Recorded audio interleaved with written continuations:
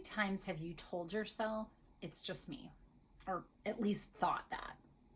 How many times have you thought, gosh, she's got it all together, she's got it all together, I am struggling, and I must be the only one that struggles like this.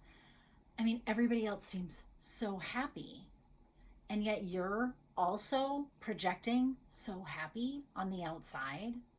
Does that sound familiar? Hi, I'm Dr. Natalie Marr. I am a clinical psychologist and a life transition expert.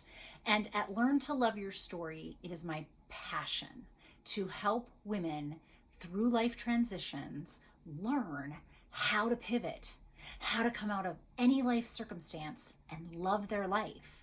Not just kind of like it, love their life. And it's totally possible.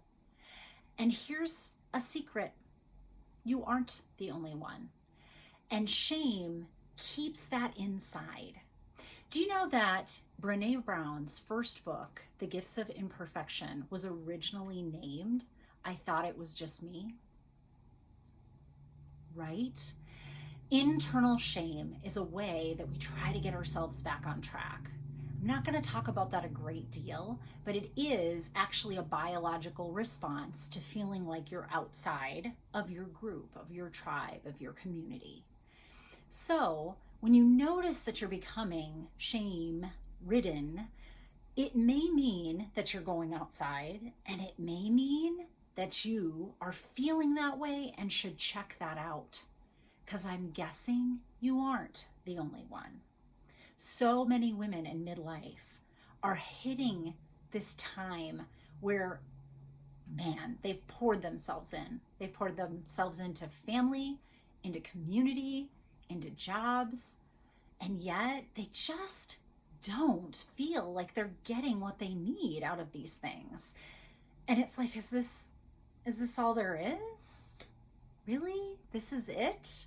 I don't feel like I'm really liking it, but I think I'm the only one because everybody else on the outside seems to be looking like they know what they're doing and that they're enjoying their life.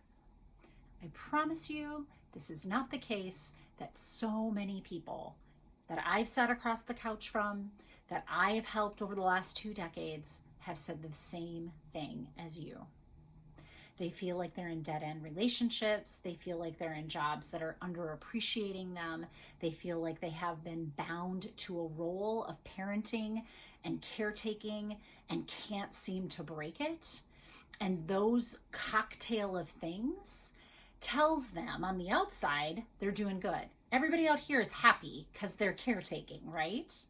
On the inside, it feels yucky.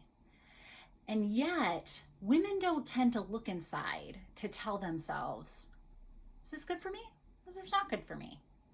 Until they think they've done something wrong. Then they go inside very self-critically. When they don't like life the way that everybody else does, then they get super self-critical and think they are the only one. And this self-isolating feeling perpetuates itself. So here is my tip for you. I want you to talk. You have a community of people that love and adore you that you are caretaking. Just start talking. Say the thing. I don't like this. This doesn't feel good. My job is a regular job and it brings in a paycheck and I cover the insurance for the kiddos and I hate it.